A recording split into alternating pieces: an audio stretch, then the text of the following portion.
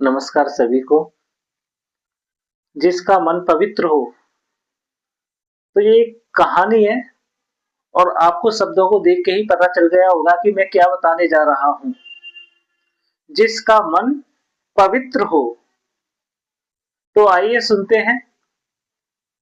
एक व्यक्ति थे, बड़े सरल स्वभाव के थे। तो उन्होंने एक मकान लिया था और उन्होंने गृह प्रवेश भी कर लिया था, लेकिन वास्तु शास्त्री को उन्होंने कुछ नहीं दिखाया था। तो आस पड़ोसी के लोग बोले, भाई आपने मकान लिया है तो कम से कम वास्तु शास्त्री को तो दिखा लो। उन्होंने अपनी पत्नी से पूछा कि वास्तु शास्त्री को मकान दिखाना जरूरी है।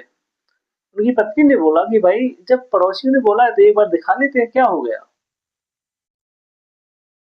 तो गाड़ी निकाल के और वास्तु शास्त्री जी के घर पहुंचे और वहां से वास्तु शास्त्री जी को उठा के वहां से निकल निकल पड़े। और रास्ते में वो आ रहे थे तो उन्होंने देखा कि ये व्यक्ति थे, पीछे वाली गाड़ियां आती है उनको आगे निकाल देते और आप वहीं पर खड़े हो जाते। इससे वास्तु शास्त्री जी बोले, ये सब क्या है। तो उन्होंने बड़ा ही एक अच्छा सा जवाब दिया, फिर वो, मुझे कोई जल्दी नहीं है, शायद इनको कोई आवश्यक काम होगा तो इसलिए इनको आगे कर देता हूँ। कोई जल्दी वाला काम हो, मुझे तो आराम से अपने घर जाना है। वास्तु शास्त्री जी चुप हो गए।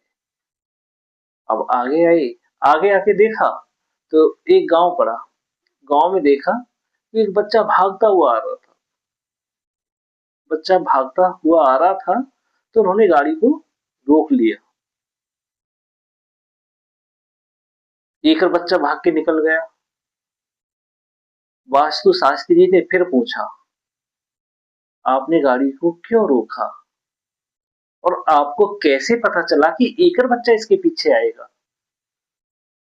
तो उस व्यक्ति ने बड़ा ही अच्छे से जवाब दिया, प्रभु जब हम भी छोटे थे तो दो तीन बच्चे उनके साथ ही खेलते थे, अकेला तो कोई नहीं भागेगा, तो जाहिर सी बात है कि इसके पीछे एक बच्चा अवश्य होगा।